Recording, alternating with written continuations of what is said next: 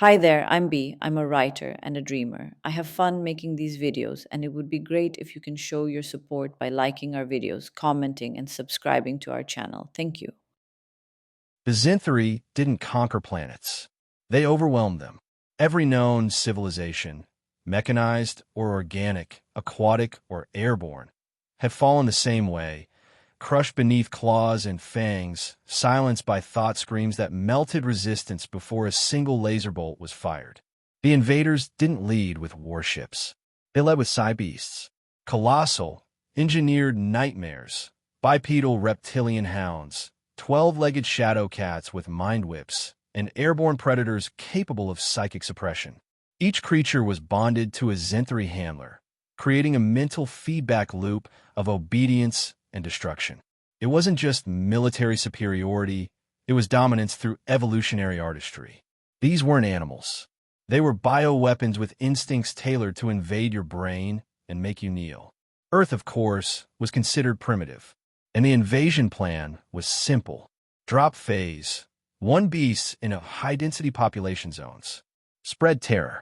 Let the handlers sync with the local fear networks. Once the humans were pacified or panicked, send in the actual troops to mop up. Easy, elegant, routine. So when the first wave of Zenthri warbeasts landed in Tokyo, Sao Paulo, and Los Angeles, they expected silence after the screams. The standard progression. They got something else entirely. Los Angeles, 0830 hours. A Zenthri warbeast, designation HROX-17, Void Maw, descended onto Wilshire Boulevard. Black armor plating rippled across its back. Its mind scanned for human terror like a shark sensing blood. It roared, unleashing a localized psionic pulse meant to disorient mammals within 500 meters. 3 humans fainted, and something tackled it from a side. It was small, furry, yellow. The Void Maw spun to meet its attacker, only to be locked in a chokehold by a golden retriever in a Halloween Pikachu hoodie, barking ferociously. The dog didn't let go. From a nearby cafe, an elderly woman hobbled out on a cane, shouting, "Daisy, let go." I said no biting. The dog looked at her mid-snarl and did exactly that. It released the Void Maw, sat down, and wagged its tail, still growling softly. The Void Maw tried to stand. A second dog, this one a German shepherd wearing a service animal vest, lunged from behind a delivery truck and bit into the warbeast's exposed leg joint. Something in the beast's neural link flickered. Pain, confusion, fear. Then came the chihuahuas. So many chihuahuas. They attacked like a yipping, furious flood. Tokyo, 0843 hours. The Psy-Beast, known as Skrelter 6, skulked down a monorail track, scattering civilians in every direction. Its handler, Commander Yalvrek, tapped into its mind. No resistance. The prey flees. Maintains psychic pulse. Await reinforcement. But then Yalvrek heard something strange. A meow. A domestic calico cat stood atop a vending machine, utterly unimpressed. Skrelter 6 locked onto the feline and prepared to vaporize it with a mental scream. Too late. The cat leapt onto its face. Its claws found soft tissue between armored segments. The beast shrieked and stumbled off the platform, directly onto a train full of people, all filming. The train conductor, a man named Hiroshi, jumped out with a mop in one hand and a leash in the other. Behind him, 5 Shiba Inus in red bandanas bounded forward, barking in synchronized formation. The internet exploded. So did the Zenthri's confidence. Planetary broadcast. 0900 hours. Across Earth, social media filled with a single hashtag. Hashtag goodest defense. Footage of dogs chasing warbeasts, cats disabling drones, parrots dive-bombing supply shuttles. A Capuchin monkey with a stolen alien datapad. A border collie organizing a street evacuation better than the local police. At first, military analysts thought it was coincidence. A fluke, until the Zenthri beast started dying. And it wasn't trained soldiers doing it. It was house pets, strays, family animals. At the Global Defense HQ at Geneva, General Myra Chan, Supreme Commander of Earth's Unified Defense Network, stared at a dozen monitors as they replayed the footage. Around her, the brass of every nation leaned forward in stunned silence. "We are winning?" someone whispered. Chan nodded slowly. "Not us," she said. "Them." She tapped the screen, showing a fluffy white cat dragging a telepathic suppressor collar across a floor, meowing like it demanded a medal. "These aren't accidents," she said. "They're protecting us. They're adapting." A cyber-ethologist raised a hand. "General, this doesn't make scientific sense. These animals aren't trained for combat. They shouldn't." Chan cut him off.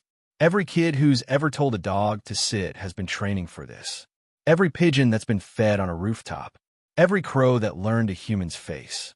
Every parrot that knows how to say help. This isn't military. It's generational loyalty." On Zenthari command ship in orbit, panic was not a Zenthari emotion. Until now, Commander TYX Vaughn reviewed thousands of feeds from her surface teams. What he saw made his second heart flutter in primal dread. The beasts were being overrun, not by superior firepower or tactics, but by creatures the humans had pre-trained for unconditional affection and complete disobedience to fear. The human word echoed across their encrypted feeds like a curse. Pets. The sci-beasts couldn't adapt. They weren't made to fight creatures that loved their enemies more than they feared death. Their mental bonds broke under pressure. Some began bonding with humans. Others refused to fight. TYX Vaughn whispered, we trained the wrong species." Meanwhile, in Kansas, a young girl named Elsie, age 6, huddled in a cornfield as a shadow passed overhead. A Zenthari scout drone hovered, scanning. It zeroed in. Target acquired. The corn rustled, and a herd of angry goats burst from the rows, smashing the drone into the dirt. One goat stomped on the wreckage triumphantly. Elsie cheered. Her pet goose honked. The first wave of a Zenthari invasion ends not with Earth's military, but with Earth's hidden defense network. For billion animals who thought humans were family. Some were trained. Most weren't. But all of them knew one truth. You don't mess with our people. The war had just begun. But Earth wasn't alone. We had tails, wings, claws, fur, and loyalty. And the Zenthari? They brought monsters. We brought best friends. The first wave had failed. The Zenthari's legendary psionic beasts, bred across millennia to dominate weaker species, had been overrun by Earth's non-sentient companions. Their handlers hadn't anticipated the depth of human-animal emotional bonds, nor the sheer chaos of a planet where nearly every home housed a creature that would fight, scratch, or snuggle to the death in defense of its people. What followed wasn't a pause in the war. It was an opportunity, and humanity seized it with terrifying creativity. At Unified Command Summit in Iceland, 36 hours after first contact, General Myra Chan's voice cut through the noise of 1,000 global feeds. "We have an advantage," she said, pointing to the now iconic footage of a beagle with a prosthetic hind leg dragging a stunned psi-beast across a muddy field. The beagle, later identified as Sergeant Nibbles, had belonged to a retired veteran. After its owner was struck down during an initial skirmish, Nibbles retrieved his old combat harness from a dusty garage, tore through a drone squadron, and somehow accessed a military-grade comms line using his nose. He was now on every news broadcast from Seoul to Seattle. "If a one-legged dog can outthink an alien predator," Chan continued, "then I propose we do what we do best." She turned to the Joint Chiefs. "We upgrade our pets." It started as a joke, an offhand remark from a Singaporean robotics engineer. "If Pokemon were real, we have one already." The room had gone silent. Someone said, "Wait, why can't they be?" Within 12 hours, bioenhancement protocols were lifted across allied nations. Defense budgets ballooned. Veterinary labs became military R&D bunkers. Animal welfare officers were issued sidearms and lab coats. Within 3 days, dogs were fitted with lightweight kinetic armor, complete with bone conduction communication systems and variable color HUD visors.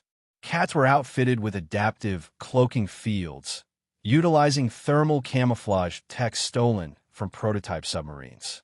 Crows were implanted with electropulse nodes, allowing mid-flight jamming of alien signals. Octopuses received neural interface gloves, allowing limited control of submerged mech suits. Parrots were taught tactical code phrases. Most ignored them and shouted fire in the hole at inappropriate moments. It wasn't perfect. It didn't need to be. Day 5. Paris. The Zinthri regrouped.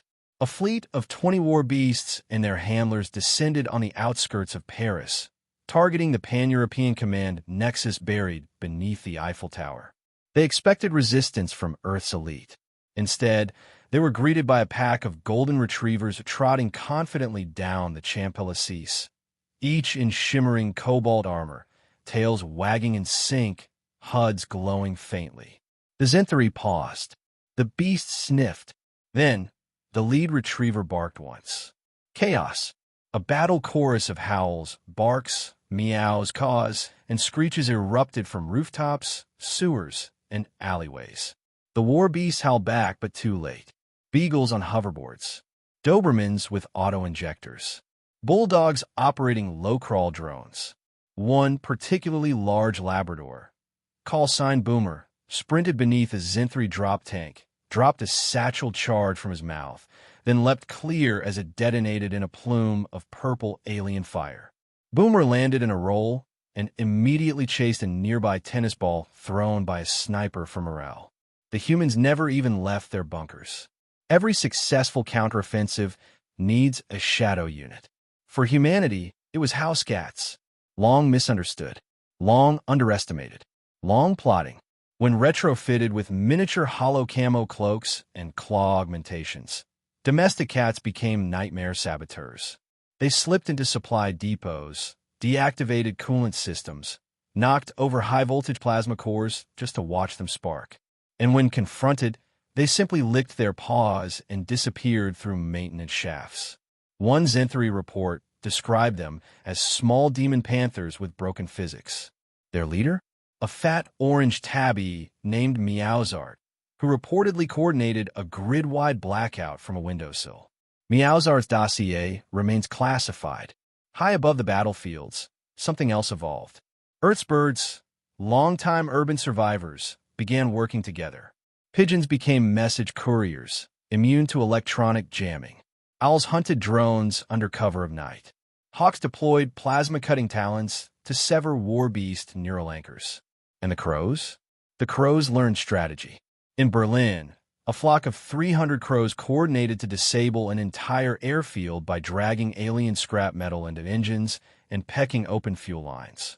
They then gathered around the downed ships and stared directly into surveillance cameras for over 10 minutes, unmoving. One alien handler went insane watching the footage. They called this aerial insurgency, Featherstorm. The Zinthri's model of planetary conquest was based on predictable hierarchies. But Earth had no such neat order. Their scientists scrambled to reclassify our fauna. Dogs, no longer low-level companion carnivores, now classified as pack-bonded tactical weapons. Cats, independent claw operatives. Cloaked, psychologically destabilizing. Birds, multi-vector interference platforms. Even guinea pigs had become a problem.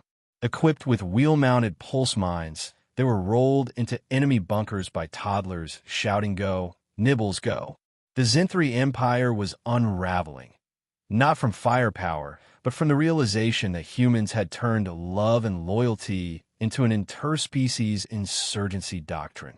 But there was one factor they couldn't quantify. It wasn't the exo-suits or the gene enhancements. It was the link, the telepathic feedback loop being forged between humans and their animals. Originally accidental, it was now being cultivated through neural sympathy implants. Small subdermal nodes allowed a subtle emotional awareness between soldier and companion. Not full speech, not mind control, just knowing. Knowing your retriever was scared, but would run through fire anyway. Knowing your ferret was in position. Knowing your parrot had just yelled incoming, because it sensed something you couldn't. The Zinthri handlers couldn't match it. Their sci-beasts obeyed commands. Ours fought for love. In a Zinthri field log, there was a recovered transmission that said, "This world is infested. Every shadow contains a predator in pajamas. Every window hides a beast with a camera and a grudge. Their animals aren't soldiers. They're family. They would tear the stars from the sky for them. We didn't invade a planet. We walked into a family reunion with laser paws. The Battle of Calgary was supposed to be a surgical strike, crush the resource lines, eliminate forward command, and fall back before the crows arrived. Instead, it became the single most demoralizing moment in Zenthri history. Midway through the operation, a single beagle, standard armor, no enhancements, appeared on a ridgeline, barking furiously. 10 more appeared behind him, then 50, then 400, each one armored, each one wagging, each one sprinting. The Beagle Brigade charged in formation, trampling Zenthri infantry, dodging plasma bolts and flanking mechs. Behind them came the children, Earth's youngest soldiers, equipped with drone controllers and biscuit cannons. It wasn't war. It was joy, weaponized, and it broke the Zenthri lines. They never returned to Calgary. Operation Pikachu had just begun, but the galaxy was already watching. Empires whispered in fear. Earth hadn't uplifted its species to serve. We'd walk beside them, and when the time came, they didn't hesitate. Because on Earth, evolution wasn't about dominance. It was about friendship, and now that friendship had teeth. By week 2, Operation Pikachu was no longer a military experiment. It was Earth's new doctrine of war. Every battlefield was now a chessboard of claws, wings, and loyalty. The aliens had superior technology, but humanity had something even more dangerous, a species-wide refusal to fight alone. And the playbook? Simple. Fetch, fire, flank. At the Unified Strategy Briefing at the London, Arkansas Command, General Myra Chan stood before a holographic globe riddled with red enemy positions. She held a laser pointer in one hand and a purring calico cat named Spoons in the other. She clicked the remote. On screen, live satellite footage of Cairo, where Earth's forces had just pushed back a wave of Zenthri tanks using a combination of dolphin-guided mines and raccoon infiltration units. The old rules are gone, Chan said. The enemy expects soldiers. Instead, they get a crow disabling a targeting array while a corgi plants an EMP charge under a skimmer tank. The room chuckled. They all knew the name now. Duchess, the corgi who had waddled into combat wearing a custom saddle full of explosives and returned dragging a Zenthri helmet twice her size. Chan looked around. This is no longer asymmetrical warfare. This is adaptive, love-based warfare. And our battalions have 4 legs and 0 doubts. Of all the units forged under Operation Pikachu, none had the reputation or kill count of Echo Pack. Originally formed in the outskirts of St. Louis, Echo Pack consisted of 10 former rescue dogs. They had been pulled from shelters, abandoned homes, and disaster zones. Now they were battle legends, running ops deep in occupied territory without human handlers. Each member had a role. Bravo, German Shepherd. Leader, wears reinforced jaw, plating, and drone uplink antenna. Tank, Bulldog. Heavy armor. Carries miniature railgun and a backpack of grenades. Zuzu, Greyhound. Scout. Lightning fast, equipped with long-range mic and stealth mesh. Poppy Mutt. Hacker. Somehow learned to operate alien consoles using paw pressure and barks. They didn't bark unless it mattered. They didn't retreat unless it saved lives. They weren't controlled by humans anymore. They operated on a shared mission instinct, enhanced by low-level telepathic fields and reinforced emotional links. When a Zenthri mobile lab was spotted in New Colorado, Echo Pack was deployed. They reached it in under 8 hours. The entire base was reduced to rubble in 14 minutes. Footage showed Bravo staring into the camera before the explosion and tilting his head slightly, as if to ask, "Do we fetch the target correctly?" While the dogs dominated the ground, the skies belonged to Featherstorm. The coordinated bird militia had grown from random flocks to high-altitude precision bombing teams. Crows wore microplasma grenades. Falcons flew with nanite blades embedded in their talons. Parrots served as aerial relays for long-distance troop coordination. One even barked orders in 6 languages and mocked alien accent for fun. But it wasn't just chaos. It was surgical brilliance. In Rio, a crow named Midnight led a silent bombing raid by planting sonic disruptors atop 5 alien defense towers in under 3 minutes. On the fourth tower, a Zinthri soldier tried to shoot her. She dropped a small shiny object on his head. A spoon. He hesitated. She dropped a grenade next. Cats were never team players. They didn't salute. They didn't sit when commanded. They didn't care about medals or kill counts. But when Amiofia took action, entire cities shifted. Clad in advanced cloaking modules and electromagnetic toe grip pads, Earth's elite feline saboteurs had begun targeting the Zinthri's command hierarchy. Their most famous op, the Istanbul Nap Strike. Meowzard. Yes, the same orange tabby was airdropped into the central command node of a Zenthri skydome. Surveillance showed nothing for 16 hours except him sleeping directly on the alien mainframe. When the system rebooted, 3 capital ships had new navigational coordinates directly into the sun. The aliens never saw the cat, but they heard the purring. One of the most controversial branches of Operation Pikachu was Project Acorn. Led by Canadian field scientist Dr. Lena Morneau, the initiative sought to weaponize urban squirrels. At first, results were mixed. Squirrels are chaotic, twitchy, and fiercely individualistic. But give them treats, power gloves, and laser teeth, and they became the nightmare of every alien communications officer. In Detroit, a swarm of squirrels disabled a Zinthri relay tower by chewing through 400 meters of high-voltage cable, then pooping in the backup fusion coil. One squirrel, codenamed Chomper Prime, was recorded riding a robot vacuum through an alien encampment while dual-wielding plasma pistols. It's unclear who trained him. No one claimed responsibility. We think he promoted himself. The Battle of Almaty was supposed to be the Zinthri's big comeback. They deployed a psionic shield wall, no mental interference, no animal infiltration. They dug in. They didn't expect flanking rabbits. Dozens of them, enhanced with Neuralink hop boosters and smoke grenade launchers, approached undercover twilight. Burrowing beneath sensor nets, they emerged under key enemy bunkers and detonated their payloads with twitchy, adorable precision. When the smoke cleared, the Zinthri flank was gone.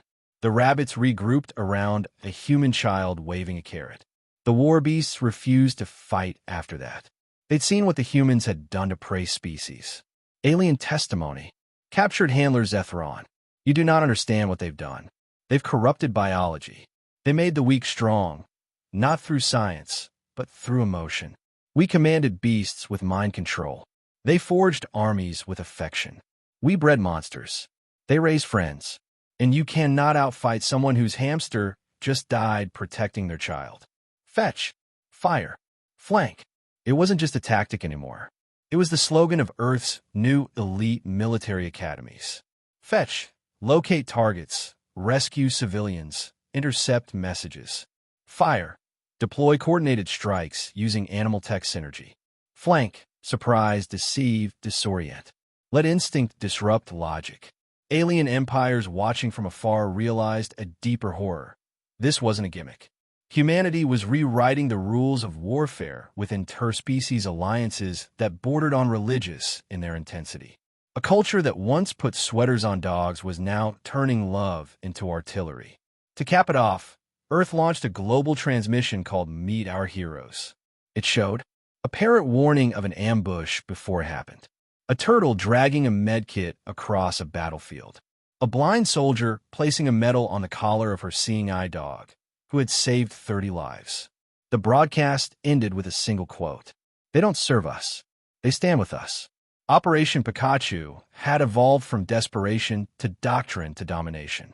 The Zinthri still had ships. They still had monsters. But Earth had billions of allies with teeth, feathers, claws, and hearts. And when Earth said sit, stay, attack, the universe learned. We don't fight alone. We never have. By the third week of the invasion, the galaxy had stopped laughing. What began as an overconfident Zenthri conquest had become an interspecies rebellion. Earth's response, Operation Pikachu, was no longer just effective. It was mythic. The alien war beasts, once the pride of the hegemony, now showed hesitation. They sniffed the air differently. They defied orders. Some even turned on their handlers. Because for the first time in their engineered lives, They'd encountered something stronger than fear: trust. And in the middle of this storm stood a retired war veteran and his best friend. At the Kodiak Base in the Canadian Arctic Circle, it was quiet, far from the orbital skirmishes and ruined megacities. Kodiak Base was Earth's fallback site, a hardened shelter embedded in permafrost, built decades ago for doomsday scenarios. It had everything: geothermal generators, a secure neural net hub, a population of 147, and one blind man with a dog. His name was Corporal John Reyes, USMC, retired. 56 years old, silver beard, steel spine. He'd lost his eyesight in the Second Eurasian conflict, but never stopped serving. Not in spirit. Beside him always was Murphy, his service dog. A retriever lab mix with alert ears, steady eyes, and a battle harness he'd only worn once, years ago. Now he wore it again, because Kodiak Base was under attack. The Zinthri had failed with brute force. So now, they tried subtlety. A three-man infiltration team, cloaked in psionic dampening fields, landed outside the perimeter under the cover of a solar storm. Their objective: destroy Kodiak's mainframe and neural link servers, shutting down the Earth-Animal Command Matrix that allowed shared emotional syncing between pets and humans. Without it, the human-animal bond wouldn't break, but coordination would. The Zinthri didn't need total victory. They just needed to shatter the signal. They made it past the outer perimeter. They breached the command bunker. They never made it out. Murphy had been trained for hundreds of civilian tasks, helping Reyes cross streets, detecting seizures, retrieving medicine, nudging him away from danger. But beneath that calm exterior was the bloodline of 1,000 years of loyal guardians. When the air shifted in the bunker, when the invaders' cloaks distorted light just a little too much, Murphy growled, a low, guttural growl that vibrated the floor beneath Reyes's boots. "What is it, boy?" Reyes whispered, already reaching for his sidearm out of muscle memory. Murphy didn't wait. He bolted into the corridor. The first Zinthri had barely uncloaked before Murphy hit him mid-chest, knocking him through a supply cabinet. Alarm screamed as Murphy tore off the enemy's neural suppressor collar with his teeth and flung it down the hall. The second raised a plasma blade. Murphy dodged left, barked once, sharp and specific, and Reyes, blind but attuned, fired. The round caught the assassin in the leg. He dropped the blade. Murphy finished it. The third alien tried to flee. Murphy hit a panel with his paw. The door closed. No survivors. What no one knew, what the Zinthri had failed to detect, was that Kodiak's internal cams were still linked to the orbital relay net. Every second of Murphy's defense had been recorded and auto-boosted by Earth's War Morale AI. The footage spread across the planet in under an hour. Murphy became legend, not because he was fierce, but because he defended without command, because he moved not out of duty, but out of love. The video's final frame: Murphy sitting beside Reyes, blood on his muzzle, ears perked, tail thumping. Caption: "He doesn't need eyes. He has me." Murphy, Earth Defense K9 Prime. In the wake of the Kodiak incident, the Earth Council met in emergency session. The question was no longer can we win? It was, how do we honor those winning with us? And so they ratified the Alpha Pact, a planetary declaration of interspecies kinship. It granted the following: full citizenship status to Earth's enhanced companion animals, right to medical care, pensions, and battlefield honors. A permanent policy that no military op would be carried out without volunteer animal partners. A cultural promise. They stood for us. Now we stand for them. In orbit, intercepted Zinthri comms were beginning to fray. The warbeasts no longer obey. One bonded with a child in Argentina. It refuses to attack. Our handlers are losing grip. They are grieving. They are bonding with the humans. Panic turned to despair. The handlers had failed to understand that engineered loyalty is nothing compared to earned love. And Earth? Earth had billions of emotional bonds that had been practiced every day for centuries. Every game of fetch, every purring lap nap, every peanut passed through cage bars. The real shift came not in a lab or battlefield, but in the mind of a psi beast named Vorik 9, bred to be a killer. conditioned from birth to obey Zinthri thought commands, deployed to raise the eastern seaboard. But Vorik was captured in Portland, and something strange happened. A 5-year-old girl named Layla found him chained in a UN research compound. She named him Fluffy. She sat beside him every day, fed him sugar cubes, talked to him about cartoons, held his claws during lightning storms. And one day, Fluffy blinked, and he spoke. In thought, "I am yours." Commander TYX Vaughn pounded his console in frustration. "Recall the beasts," he shouted. "Sever the bonds. Wipe their minds if you must." But it was too late. Half the war beasts had gone silent. The rest were refusing deployment. Some had fled. Some had stayed, defending human civilians against their own side. TYX Vaughn reviewed the final drone footage of Murphy and John Reyes, then the girl and Fluffy. Then he gave the order. "Fall back. Earth is lost." In Earth orbit, the Galactic Council responded. Other alien species, once enemies, some neutral, now watched Earth not with disdain, but with awe.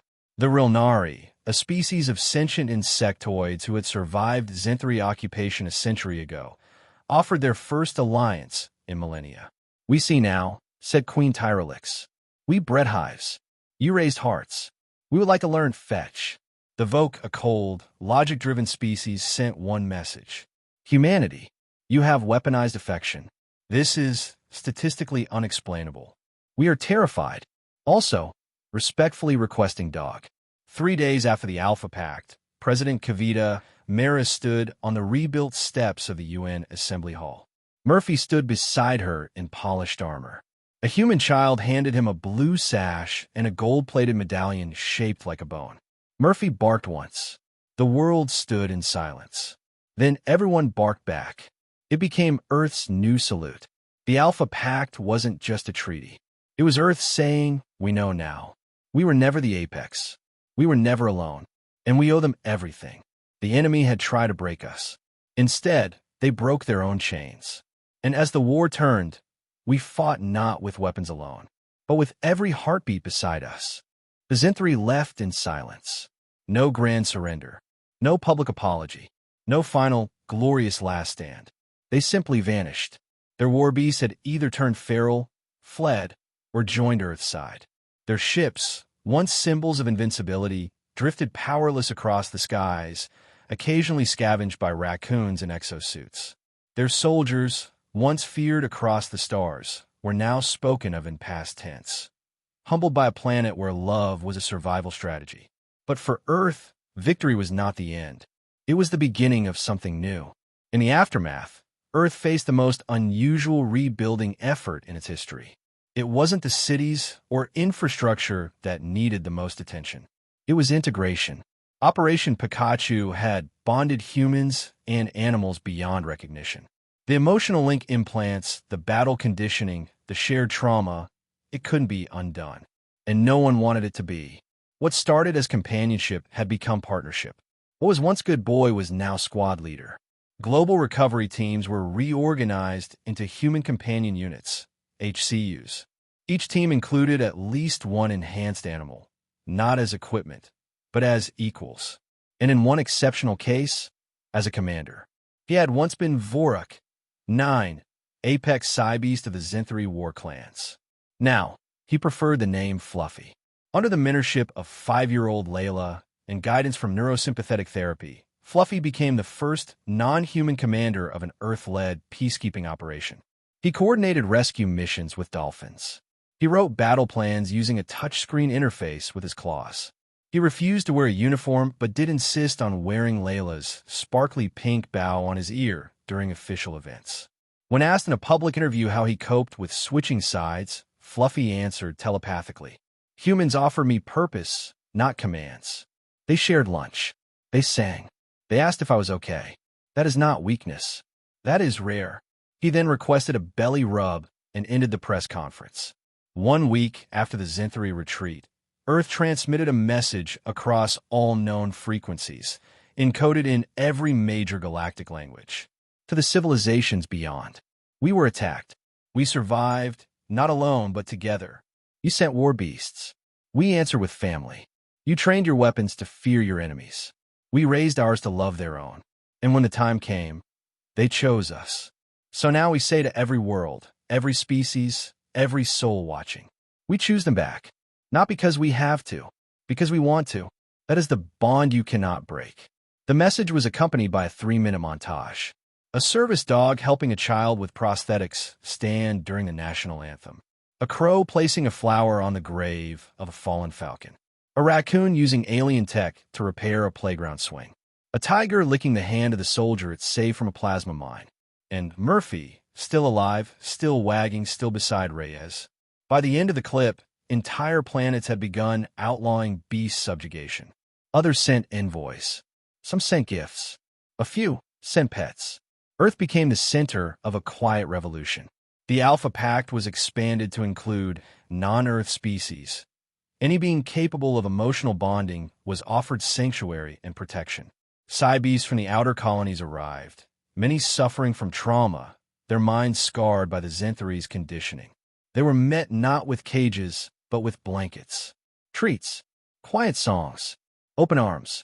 One Xanthari beast, a brutal creature named Junkar who had never known rest, curled up in a hammock beside a Siberian husky and slept for 72 hours straight. He awoke, blinked once, and said simply, "This is belonging." Earth's military was no longer called the Terran Defense Network. It became the Companion Corps. Every human soldier was paired with a bonded partner. Sometimes mammal, sometimes bird, sometimes entirely alien. The roles weren't assigned. They were chosen willingly. New recruitment centers weren't military bases. They were bonding sanctuaries, where humans and companions trained together in obstacle courses, strategy games, and cuddle time. Yes, cuddle time was mandatory. Studies showed affection boosts neural sync efficiency by 23%. Once considered a backwater world, Earth was now whispered about in the deep halls of galactic diplomacy as the planet of bonds. Alien empires sought human envoys, not for their weapons, but their ability to connect across species lines. Humanity had become empathy diplomats, often resolving interstellar conflicts with what one Varn general called eye contact and snacks. One diplomatic mission, led by 3 humans and a golden retriever named Tater Tot, successfully convinced 2 warring insectoid races to sign a ceasefire. When asked how they did it, the lead human said, Tater just sat between them until they both started scratching his ears. By the time they stopped, they were laughing. Across the globe, monuments rose, not of generals or presidents, but of companions. In Berlin, a bronze statue of Meowsart, atop a melted Xanthari comms unit, grooming himself. In Tokyo, a 10-meter mural of a parrot screaming incoming while riding a jetpack. In Nairobi, a living tree carved to resemble a gorilla carrying a wounded child through flames. In Houston, a memorial to Murphy, ears perked, one paw lifted, facing a wall inscribed with the names of every animal who gave their life during the invasion. Below it, a quote. They never asked to be heroes, but they came anyway. Layla sat beneath a tree with Fluffy. He was older now. His exo-suit sat idle nearby, his mind quieter, calmer. They looked up at the sky, watching Earth's newest fleet launch. Ships co-piloted by human and companion pairs, destined to explore the stars. Fluffy looked at her and thought, where will they go? Layla smiled. Anywhere we're needed. He blinked slowly. You'd trust a creature like me with a future like that? She hugged him, her voice muffled in his fur. Of course I would. The invasion ended not with dominance, but with choice. And Earth made its choice clear, not just to the Xanthari, but to the galaxy. We don't fight because we're stronger. We fight because we're loved, because our strength was never our weapons. It was our bonds. So when the stars turned cruel, we chose each other, and that changed everything.